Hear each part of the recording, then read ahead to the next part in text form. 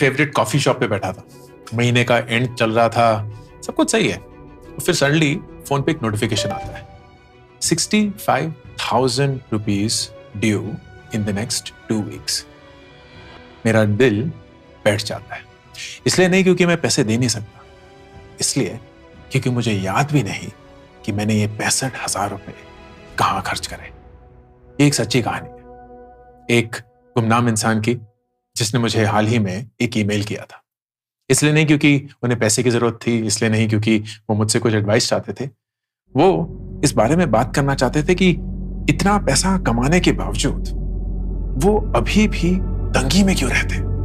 वो 1,80,000 रुपए महीने कमा रहे।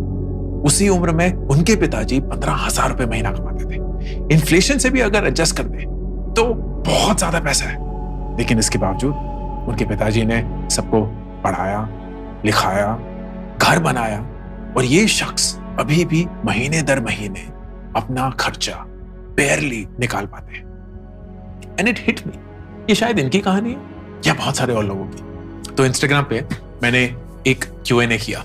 मैंने लोगों से पूछा कि अपने पर्सनल फाइनेंस से जुड़ी हुई डरावनी चीजें जो है ना, वो मेरे साथ शेयर करिए। बताइए क्या क्या ऐसा होता है जो आपको बौखला के रख देता है, हिला के रख देता है, डरा के रख देता है। एंड जो जवाब मिले उन्होंने मुझे डरा दिया। अगले 20 मिनट मैं एक ऐसी चीज के बारे में बात करूंगा जो हर शख्स हर रोज हर क्षण महसूस करता है, लेकिन शायद हमें पता भी नहीं। It's called the digital money matrix. हम सब एक जंगल में फंसे हुए हैं, एक जेल में कैद है, एक सोने का पिंजरा है जिसके बारे में हमें पता भी नहीं, और ये हर रोज हमें उकसाता है, हमें प्रोवोक करता है कुछ ऐसा करने के लिए जो हम करना चाहते नहीं है, लेकिन बिना चाहे हुए हम उसकी तरफ आकर्षित हो जाते हैं, जैसे हम नींद में चल रहे हैं। 2025 शुरू होते हुए ये वीडियो शायद सबसे जरूरी, सबसे कीमती वीडियो होगा। मुझे याद है जब माँ बापा अपने बचपन की या हमारे बचपन की जब कहानियां सुनाते थे, तो हर एक खर्चा जो है ना, वो सोच समझ के होता था। लाइक अगर टीवी खरीदना है या वॉशिंग मशीन खरीदनी है, टेप रिकॉर्डर खरीदना है, तो हर महीने कुछ कुछ पैसे जुड़ते थे। कहीं भी कुछ जरूरत पड़ गई तो वहां चले जाते थे, फिर से जुड़ना शुरू हो जाते थे, फिर कहीं जाके पैसे मिलते थे और फिर जाके एक चीज खरीदी जाती थी। और जब खरीदी जाती थी ना, तो एक बहुत बड़ा ओकेजन होता था। टीवी घर पे आना, घड़ी घर पे आना, फोन घर पे आना, स्कूटर घर पे आना, all of these was celebrated and they were not easy to come by. ऐसा कहीं पर्सनल लोन तो मिलता नहीं था, ऐसा भी नहीं था कि कोई 0 EMI की कोई स्कीम चल रही है, ऐसा नहीं है कि कहीं UPI से पेमेंट कर दी, कहीं कोई स्कीम है, कोई कैशबैक है। Everything was saved and celebrated. लेकिन आज का वक्त अलग है, हर चीज अलग हो चुकी है। पैसा कितनी आसानी से मिलता है, कितनी आसानी से खर्च हो जाता है, हमें पता भी नहीं चलता। एक एक्सपेरिमेंट करके देखते हैं। जो भी आपका मोस्ट यूज UPI ऐप है, उसके लास्ट 50 ट्रांजैक्शंस देखिए, एंड मुझे दिल पे हाथ रख के, खुद से झूठ नहीं बोल सकते, मुझसे अगर बोल भी देंगे, ये बताइए कि उन 50 में से कितने ट्रांजैक्शंस आपको याद थे। मैं दावे के साथ लिख के दे सकता हूं 50 से 60% ट्रांजैक्शंस आप भूल चुके होंगे। शायद इसलिए क्योंकि वो छोटे थे, शायद इसलिए क्योंकि वो थोड़े से इमटेरियल परचेस के लिए थे, जैसे हवा हवा में कर लिया। लेकिन वो सब अमाउंट जुड़ जुड़ के एक नॉन ट्रिवियल अमाउंट ही बनेंगे। ऐसा कोई छोटा अमाउंट नहीं होगा। आपकी तनख्वाह के हिसाब से, आपकी करंट हैसियत के हिसाब से एक मोटा अमाउंट ही होगा। और ये सिर्फ लास्ट के 50 ट्रांजैक्शंस की बात कर रहा हूं। महीने को देखना शुरू करेंगे ना, दिमाग खराब हो जाएगा। और वही उस ईमेल के शख्स के साथ भी हुआ। जब ये ईमेल आई तो हमने थोड़ी सी गुफ्तगू करनी शुरू करी, और मैंने पूछा कि ये जो 65,000 रुपए हैं जो आपका next credit card payment due है, फिर आपने देखना शुरू किया कि कहां कहां ये पैसा गया, क्योंकि 65,000 रुपए यार छोटा अमाउंट नहीं होता है, तो कहीं तो आपको पता होगा। लाइक नहीं, मैंने देखा, और कहीं उबर की 300 रुपए की, कहीं स्विगी का 500 रुपए का ऑर्डर, कहीं ब्लिंकिट का कोई ऑर्डर, कहीं कोई मिंत्रा का ऑर्डर, कहीं कोई अमेजोन का ऑर्डर, कहीं किसी चीज के लिए कुछ खरीद लिया, कहीं कोई सेल पे ले लिया, कहीं कोई इंस्टाग्राम पे परचेस कर ली। It was a shocking thing। एक भी परचेस 1,500 रुपए से ज्यादा की नहीं थी। एक भी परचेस 1,500 रुपए से ज्यादा की नहीं थी, लेकिन जुड़ जुड़ के वो 65,000 रुपए बन चुकी थी। सब्सक्रिप्शंस हो गए, पॉडकास्ट हो गए, न्यूज़लेटर हो गया, कोई OTT परचेस हो गया। It is endless. और यही है डिजिटल मनी मैट्रिक्स। फिर जब मैंने लोगों से पूछा ना कि आप अपनी डरावनी कहानियां सुनाइए, तो सुनिए क्या क्या आया, कुछ ही बता रहा हूं। Warikoo sir I make 80,000 rupees per month as a software engineer. My father at my age used to make 11,000 rupees a month and still managed to buy a house. I can barely make it to the next salary. What is wrong with me? दूसरा, मैंने अपने expenses, English में था, हिंदी में translate कर रहा हूं, मैंने अपने एक्सपेंसेस आपके लास्ट वीडियो देखकर ट्रैक करने शुरू करे. लास्ट महीने मैंने फूड डिलीवरी पे 12,000 रुपए खर्च करे थे और मेरे घर पे एक फुली फंक्शनल किचन है. तीसरा, हर टाइम जब मैं इंस्टाग्राम खोलती हूं मैं कुछ ना कुछ खरीद बैठती हूं. It's like these apps can read my mind. मुझे ऐसा लगता है मेरा खुद पे ही कोई बस नहीं है. And here was the shocking thing. We have an annual household income of 1 crore plus rupees. And currently we have loans worth 5 crore rupees. And we can barely make it every single month. 1 crore रुपए साल के कमाने के बावजूद एक इंसान ये बोल रहा है कि मेरा 5 करोड़ का कर्ज है और हर महीने जो मैं करीब 10 लाख रुपए महीना कमाता है उससे भी खर्चा नहीं निकल पाता. कहीं तो कुछ बहुत बड़ा फट गया है. और इसको समझने के लिए मैं आपको ले जाता हूं सन 2001. मैं तब कॉलेज स्टूडेंट था. Hindu college Delhi university north campus में पढ़ रहे हैं. एंड वो ज्यादा जरूरी नहीं है. जरूरी ये बात है कि हमारे दिन में ना लिमिटेड पीरियड होते थे जब हम कोई एड देखते थे. कब होता था? सुबह अगर न्यूज़पेपर पढ़ लिया तो कोई एड देख लिया. जाते हुए रेडियो अगर कभी सुन लिया उसमें कोई ऐड है वो देख लिया या सुन लिया. घर जब वापस दिन के एंड पे पहुंचेंगे तब माँ पापा के साथ खाने रात को बैठे हुए हैं तो टीवी पे कोई ऐड आ गया. टोटल कंजम्पशन दिन की मैक्सिमम शायद 10 से 15 मिनट. उसमें आप कितने ही ऐड देख लेंगे और कितने ही याद रखेंगे और कितने ही उससे प्रभावित हो जाएंगे. This is the first thing. दूसरा, फर्ज करिए कि आपने कोई ऐड देख भी लिया, बड़ा अच्छा है. मुझे अभी भी याद है उस समय पे मेरा ड्रीम ब्रांड होता था नाइकी. या नाइकी के जूते, वो नाइकी का स्वूश, वो नाइकी के ऐड, आहा, गूज़बम्प्स अभी भी आ रहे हैं. ये देखिए, पता नहीं दिख रहे हैं कि नहीं. लेकिन पैसे नहीं थे. आएंगे कहां से? स्टूडेंट था, ट्यूशन से कुछ कुछ पैसे कमाता था, बैरली अपने खर्चे निकाल पाता था. तो कहां हम 4-5 हजार रुपए का नाइकी का जूता खरीदेंगे? सबसे सस्ता नाइकी का जूता उस समय पे 999 रुपए का आता था, मुझे अभी भी याद है. तो वो भी आज की डेट पे काफी मोटा, 4-5 हजार शाही होगा शायद, व्हाटएवर. पैसे नहीं. तीसरा, फर्ज करिए पैसे हैं भी, ऐड देखेंगे, पैसे होंगे, लेकिन उस परचेज के लिए फिजिकली कहीं जाना पड़ेगा. एक दुकान होगी, एक मार्केट होगा, वहां वक्त निकाल के जाना. That entire period made you reflect on whether that purchase was even important or not. And psychologically इसके बारे में बहुत रिसर्च हुआ है. It's called the cooling off period. और पूरी दुनिया थी आपकी जनरेशन से पहले which used to have this cooling off period.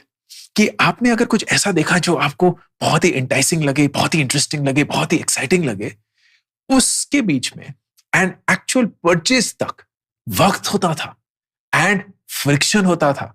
बहुत सारे रोड ब्लॉक्स थे कि वक्त निकालना है, जाना है, पहुंचना है, दुकान कौन सी है वो ढूंढना है, फिर ब्राउज करना है, सही दाम निकालना है, वो नेगोशिएशन करना है. Lots of hurdles before you actually made that purchase. And surprisingly, maybe not surprisingly, उसकी वजह से काफी purchases cancel हो जाते थे क्योंकि आपके दिमाग में you were very excited about when you saw that ad. लेकिन दुकान तक पहुंचते पहुंचते आप माइंड में ही उसको रिजेक्ट कर देते थे. यार कौन जाएगा, इतना भी जरूरी नहीं है वो जूता. लेकिन आज we're living in a world that is always on marketing. अगर आप वाकई देखेंगे कितना वक्त आप दिन में एक डायरेक्ट या इनडायरेक्ट एड देखते हैं. डायरेक्ट एड तो क्वांटिफाई कर सकते हैं, वो स्पॉन्सर्ड पोस्ट आ जाएगा इंस्टाग्राम में, यहाँ कहीं स्पॉन्सर्ड लिंक आ जाएगा यूट्यूब पे. But everything else is some sort of subtle marketing. वो आपका फेवरेट इन्फ्लुएंसर जो एक ट्रैवल डेस्टिनेशन पे आपको जगहें दिखा रहा है, या एक गाड़ी टेस्ट करवा रहा है, या लेटेस्ट फोन गैजेट टेस्ट करवा रहे हैं, रिव्यू कर रहे हैं, या वो फेवरेट स्टडी अब्रॉड डेस्टिनेशन है, या वो फेवरेट कपड़े हैं, या वो अपना मेकअप लगा रहे हैं, या वो किसी पार्टी प्लेस में जा रहे हैं. Everything is nudging to make you believe that your life is incomplete. And अगर आपने ये एक चीज कर दी तो आप अपनी कंप्लीट लाइफ के पास पहुंचेंगे. And then to add to the fact, आप ज्यादा एड्स तो देख रहे हैं, डायरेक्ट और इनडायरेक्ट, लेकिन एड देखने का जो ट्रिगर है और खरीदने का जो ट्रिगर है, उसके बीच का डिस्टेंस कितना छोटा हो चुका है. You can instantly, because of digital access, get access to whatever you want. आपको गाड़ियां चाहिए, क्लिक. आपको लेटेस्ट मूवीज चाहिए, क्लिक. आपको लेटेस्ट कपड़े चाहिए, क्लिक. आपको खाना चाहिए, click. Everything is delivered to you at the speed of thought. आपने सोचा, पिन एंटर किया, एंड 10 मिनट के अंदर जो भी चाहिए. और तीसरी सबसे डरावनी चीज, every step of yours is being tracked. आपका हर एक इमोशन, आपका हर एक मूवमेंट, आपका हर एक इंटरैक्शन, आपका हर एक एंगेजमेंट is being tracked. आप किस रील पे ज्यादा वक्त बिताते हैं, कौन से यूट्यूब शॉर्ट ज्यादा देखते हैं, किस पॉइंट पे इमेज को क्लिक करके जूम करते हैं, कौन सी चीज को कार्ट में डालते हैं, कौन सी चीज कार्ट से डिलीट करते हैं, किस समय पे करते हैं, कब घर जाते हैं, कब ऑफिस जाते हैं, कब दोस्तों के साथ पार्टी करते हैं, कब ट्रैवल करते हैं, कौन सी चीज सर्च करते हैं, कितनी बार सर्च करते हैं. Everything is being recorded. अगर मैं बोलूं, आपको आपके माँ बाप, आपके भाई बहन, आपके दोस्तों, खुद से भी ज्यादा आपके एप्स आपको जानते हैं, तो वो झूठ नहीं होगा. Here is what happens. आप दिन की जद्दोजहद के बाद घर आते हैं, 8 बज चुके हैं, आपने नहाया धोया, खाना खाया, और फिर अपने बेड पे 9:30-10 बजे लेट गए. The high conversion window. इस पॉइंट पे आप अकेले हैं, आप थके हुए हैं, आप एंटरटेनमेंट चाहते हैं, आप कंफर्ट चाहते हैं, आप अपने इमोशंस को वैलिडेट करना चाहते हैं. You are the most vulnerable at this point. And apps को ये पता है. एप्स को ना सिर्फ ये पता है कि आप वनरेबल हैं, उनको ये भी पता है कि आप किस चीज की तरफ ज्यादा वनरेबल है, किस चीज की तरफ ज्यादा कमजोर है. वो जो सारे मैसेजेस आए थे ना, उसमें से एक बड़ा इंटरेस्टिंग था. दीपक, नाम बदल दिया तो फर्जी नाम है, 31 साल के IT प्रोफेशनल. इनसे थोड़ी सी गुफ्तगू हुई थी तो फिर पता चला उनको ट्रैवल का बहुत शौक है. तो वो 9:30-10 बजे बैठ के ट्रैवल की रीलें देखना बैठ जाते हैं. अपने दोस्तों की कोई वेकेशन की फोटोग्राफ हो गई, या कोई एज इट इज ट्रैवल के ब्लॉग आ रहे हैं, या कुछ हो रहा है. एंड उनको कौन कौन से ऐड दिखते हैं? लगेज के ऐड दिखते हैं, ट्रैवल इंश्योरेंस के ऐड दिखते हैं, होटल डील्स दिखती हैं. Perfectly timed to catch his vulnerability. जब वो एक वीक पॉइंट पे है, when their guards are also lower, जब उन्हें ऐसा लगता है कि नहीं, मैं तो बहुत ही हार्मलेस कंटेंट देख रहा हूं, मैं तो देख रहा हूं कि अरे भूटान कितना अच्छा है, स्पेन कितना अच्छा है, श्रीलंका कितना अच्छा है, ग्रीस कितना अच्छा है, उसी समय पे कुछ ऐसा आ जाएगा जो आपको सटली नच करेगा ये बताने की कि दीपक, आपके ट्रैवल के गोल्स को हासिल करने के लिए ना, ये एक छोटी सी कमी आप पूरी कर सकते हैं. एंड यू नो व्हाट, अभी एक ऑफर है, 60% off if you buy it in the next 1 hour, exclusively for you. It's very hard to resist. और फिर लास्ट के 10 सालों में एक बहुत इंटरेस्टिंग सा ट्रांसफॉर्मेशन आया, UPI. UPI is incredible. Don't get me wrong. I love it. इतना powerful technological investment and revolution शायद ही इन द recent past इस कंट्री ने देखा होगा. Almost everyone who has a phone now has access to financial infrastructure. But what is also a reality is that UPI has made it very easy for us to spend money. हमारे ना जहन में ये बसता नहीं है कि हम पैसे खर्च कर रहे हैं. It's like credit card. And credit card we now know is very easy access to money. तो बहुत सारे लोग credit card के चंगुल में फंस जाते हैं. Now imagine if the entire world has access to that, which is what UPI has done. पैसा आप ही का है, लेकिन आपको लगता है कि आपका नहीं है क्योंकि टक टक टक टक 4 digit and you are through. एक और शख्स, सॉफ्टवेयर इंजीनियर, 16 लाख रुपए साल के कमा रहे हैं, बोले थे कि जब मैंने अपना डेटा देखना शुरू किया, I was shocked that I was buying the same things. वो सेम कैफे जाते थे, सेम रेस्टोरेंट से ऑर्डर कर रहे थे, लेकिन यूपीआई के चलते ना वो अपने ऑर्डर्स अपग्रेड कर रहे थे। तो 150 रुपए की जो चाय थी वो अब 250 रुपए की कोल्ड कॉफी बन गई थी। वो जो 200 रुपए का डोसा था वो अब 450 रुपए का फुल ब्रेकफास्ट कॉम्बो बन चुका था। छोटे छोटे अपग्रेड थे। क्यूआर कोड स्कैन करते हुए, पिन डालते हुए ज्यादा जहन में बसते नहीं है, लेकिन all of that amounts to a big amount in the end of the month. और फिर आई तीसरी चीज, पे लेटर। अभी खरीद लो, बाय नाउ, पे लेटर, क्या फर्क पड़ता है? याद है हमारे माँ बाप के जमाने में वो खाते का स्कीम होता था, दुकानदार बोलते थे नहीं अभी आप माल ले जाओ, महीने के एंड पे सेटल कर देना। Now imagine that entire thing for all of your expenses. तो अपने फोन 0% ईएमआई पे लिया हुआ है, आपने अपने कपड़े 0% ईएमआई पे लिए हुए हैं, क्योंकि ज्यादातर इन एप्स में या इन मैकेनिज्म्स में अब पेपर वर्क इतना रहा नहीं। So it's very easy access. आपको इंस्टेंट ऑथराइजेशन मिल जाता है, इंस्टेंट अप्रूवल आ जाता है, and you ready to go. एक और इंडिविजुअल जिनसे मैंने बात करी, 28 साल की आर्किटेक्ट है। जब मैंने बोला कि आप लिस्ट करिए कि आपके जो सारे बाय नाउ पे लेटर के जो कमिटमेंट्स हैं उनको अगर आप जोड़ना शुरू करेंगे तो क्या क्या होगा। 1200 रुपए स्किन केयर के प्रोडक्ट्स, 4000 रुपए वर्कआउट के इक्विपमेंट्स, 3000 रुपए फोन का अपग्रेड, मतलब फोन का ईएमआई चल रहा था। धीरे धीरे जब ये ऐड किया ना, उनको रियलाइज हुआ, एंड उनको अभी तक ये पता नहीं था, it was this conversation that made them realise 84,000 rupees due in future payments spread across 5 different platforms. And her big statement, none of the individual purchases felt big. They all seemed so reasonable at the time. But 85,000 रुपए eventually. और मेरे हिसाब से जो सबसे बड़ी चीज हाल ही में हुई है ना, वो है easy access to loan. हमारे जमाने में कम से कम माँ पापा के जमाने में, हमारे जमाने में भी पर्सनल लोन मिलना मतलब आपने आईआईटी जेई क्लियर कर लिया। मतलब I am course, please JEE वाले मेरे को डंडा ना मारे, but it was like a big life event कि 10 करोड़ पेपर सबमिट करे हैं, 3-4 अरब सालों के आईटीआर सबमिट करे हैं, फिर बैंक स्टेटमेंट 60 साल की सबमिट करी हुई है, फिर कागजों पे साइन करते रहे हैं, पूरा इतना बड़ा पोठा होता था, वो बैंक में सबमिट होता था, और फिर जाके वो आपको 12.5% पे कुछ 80,000 रुपए का पर्सनल लोन सैंक्शन करते थे। एंड जिस दिन वो मिल जाता था, वाह, मतलब लड्डू पेड़े पट रहे हैं। अब क्या है, ऐप डाउनलोड करो, फोटो खींचो, आ गया। इनफैक्ट इसी हफ्ते जो मनी मैटर्स का एपिसोड होगा, उसमें जो शख्स से हम बात कर रहे थे, एग्जैक्टली वही हुआ। पहला लोन ऐप 15,000 रुपए, बट ही वाज लाइक यार ये तो बहुत ही आसान है, जब पैसा चाहिए तब मिल जाता है। बस वो लत शुरू हो गई। आज 4 लाख रुपए के कर्ज के अंदर डूबे हो गए, पता भी नहीं चलता। 24, 36, 48% रेट ऑफ इंटरेस्ट पर साल। पे ना करो तो माँ बाप को फोन चले जाते हैं, ऑफिस में फोन चले जाते हैं, दोस्तों को फोन चले जाने शुरू हो जाते हैं। It is a scandal. माँ पापा के जमाने में 25 साल की उम्र में बेसिक एक्सपेंसेस क्या होते थे? रेंट हो गया, खाना हो गया, स्कूटर की ईएमआई हो गई, बस। एंटरटेनमेंट मोस्टली सोशल ही था, तो उसमें ज्यादा पैसे खर्च होते नहीं थे। और बाहर खाना तो मतलब 2 महीने 3 महीने में एक बार या साल में एक बार बर्थडे पार्टी। आज के 25 साल सब्सक्रिप्शन सर्विसेज है महीने की 1,000-1,500 रुपए। फूड डिलीवरी एप्स पे 4 से 6, 8,000 रुपए। राइड शेयरिंग, ओला, उबर, ये सब 4 से 5,000 रुपए। फिटनेस मेंबरशिप, जिम कर रहे हैं, प्रोटीन आ रहा है, 3 से 5,000 रुपए। शॉपिंग, एंटरटेनमेंट 2 से 3,000 रुपए। ये तो बेसिक खर्चे बता रहा हूँ, लेकिन ये सब ना अब नेसेसिटीज लगती है।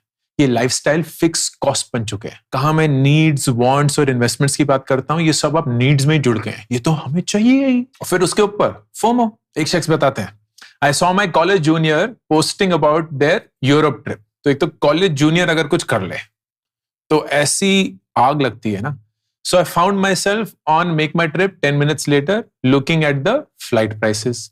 आई don't even have proper savings, लेकिन a Europe trip now feels like something I should have done by now. Junior घर गया तो हम क्यों ना करें? अब आप समझ तो चुके हैं कि ये प्रॉब्लम रियल है। The digital money matrix is what you are caught in. अब इससे बाहर कैसे निकले? 3 चीजें करनी पड़ेंगी। नंबर 1, अपना डिजिटल एनवायरनमेंट आपको रीडिजाइन करना पड़ेगा। इसका मतलब क्या हुआ?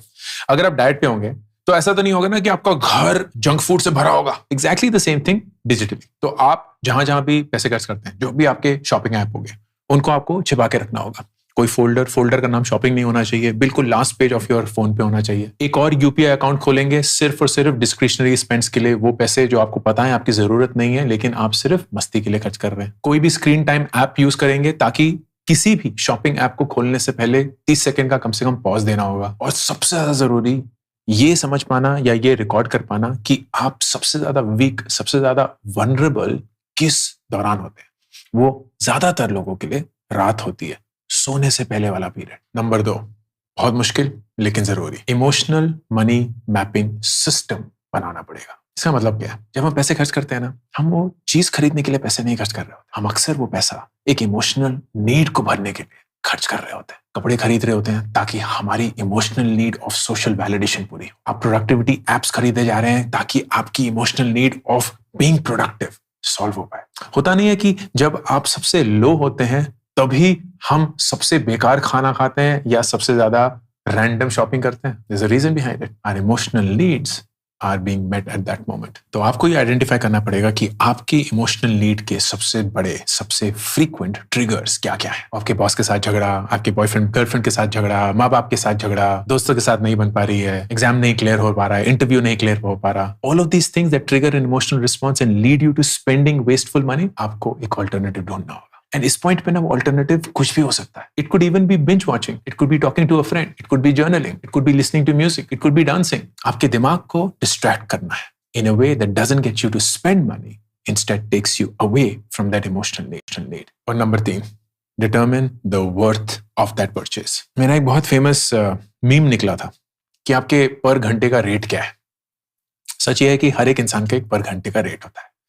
वो मीम ऑफ कोर्स किसी दूसरे कॉन्टेक्स्ट में था, लेकिन अगर आपकी सैलरी है जो भी है उसको अगर आप डिवाइड करेंगे by the number of hours you usually work, आपको भी अपने पर घंटे का रेट मिल जाएगा। फॉर एग्जाम्पल, अगर आप महीने के 50,000 रुपए कमाते हैं एंड आप हफ्ते में 40 घंटे काम करते हैं, तो मतलब महीने में करीब 200 घंटे काम करते हैं, आपके पर घंटे का रेट 250 रुपए। विच मीन्स अगर आप किसी कैफे में जाकर 1000 रुपए खर्च करते हैं, you have to now remind yourself कि इस कॉफी को अनुभव करने के लिए, इस कैफे में बैठने के लिए मैं अपने 4 घंटे का काम स्पेंड कर रही हूं। And suddenly that will bring things in perspective. अगर मैं महीने के 8,000 रुपए जोमेटो या स्विगी पे फूड ऑर्डर करने के लिए खर्च करता हूं, तो मैं अपने महीने के 32 घंटे का काम उस पर खर्च कर रहा हूं। जब आप पैसे को वक्त के जैसे सोचने लगते हैं ना, बहुत फ्रेम ऑफ रेफरेंस चेंज हो जाता है। You begin to appreciate the value of your time. You begin to appreciate the value of your money in a way that you've never had before. And इस सब का मतलब ये नहीं है कि आप जिंदगी जीने के लिए, खुश रहने के लिए, मजे करने के लिए पैसे खर्च नहीं करेंगे, लेकिन अब आप सही से अपने पैसे खर्च करेंगे। You will know what is truly worth your time. You will know what is not worth your time. And you will make a decision accordingly. तो ये रहा आपका 30 दिन का चैलेंज। नंबर 1, अगले 30 दिन हर एक खर्चा जो 1000 रुपए से ज्यादा का होगा, आप उसको पैसे के हिसाब से नहीं, अपने घंटों के हिसाब से नापेंगे एंड अपने आप से ये पूछेंगे, is this truly worth the number of hours that I have spent earning this money. Number 2, एक फाइनेंशियल ऐप डाउनलोड करिए और ये देखिए कि आप फाइनेंशियली अपने पैसे कहां कहां खर्च करते हैं। रिड्यूस करने का मकसद नहीं है, अवेयर होने का मकसद है। और नंबर 3, ये सब कुछ देख के फिर डिसाइड करिए कि आप महीने में कितने पैसे अपनी खुशी के लिए, अपने मजे के लिए, अपनी आजादी के लिए खर्च करना चाहते हैं और कर सकते हैं। वो आपका फ्रीडम फंड है, वो आपका एंजॉयमेंट फंड है। इसको आप खर्च करिए, बिल्कुल करिए, लेकिन उन चीजों के लिए करिए जो आप वाकई में करना चाहते हैं, जो आपने अपना वक्त बिता के अच्छे से कमाया है एंड उसको आप एंजॉय कर सकते हैं। वीडियो खत्म करने से पहले एक बहुत जरूरी चीज, ये नहीं है कि आप फाइनेंशियली इररिस्पॉन्सिबल है, ये नहीं है कि आप फाइनेंशियली वाइज नहीं है, एजुकेटेड नहीं है। आप एक सिस्टम में फंसे हुए हैं। ये जानना जरूरी है कि ये सिस्टम आपका दोस्त नहीं, आपका दुश्मन है। ये सिस्टम चाहता है कि आपको लत लगे। ये सिस्टम चाहता है कि आपको लगे कि आपकी जिंदगी इनएडिक्वेट है। ये सिस्टम चाहता है कि आपको लगे कि आप बदसूरत हैं। ये सिस्टम चाहता है कि आपको लगे कि आप गरीब हैं। ये सिस्टम चाहता है कि आपको लगे आपके पास वो सारी चीजें नहीं है जो दूसरे लोगों के पास है। और ये सिस्टम बहुत आसानी से वो सारी चीजें आपके सामने रख देगा, बहुत आसानी से वो पैसे भी दे देगा जिससे आप ये चीजें खरीद सकते हैं, फिर आपको फंसा देगा। वो नौकरी जो आप पैसा और अपनी आजादी के लिए कर रहे थे, अब आप ही के लिए एक जेल बन जाएगा। उस नौकरी से निकल पाना नामुमकिन, क्योंकि आप पैसे के चंगुल में फंस चुके हैं। इस सिस्टम से वाकिफ होना आपकी जिम्मेदारी है। जिस दिन हो गए, आप पैसे को बहुत अलग ढंग से देखेंगे, बहुत अलग ढंग से अपनी जिंदगी जिएंगे। इसी आशा के साथ 2025 आप सबको बहुत मुबारक, बहुत शुभ हो। अंकुर वारिकू, साइनिंग ऑफ।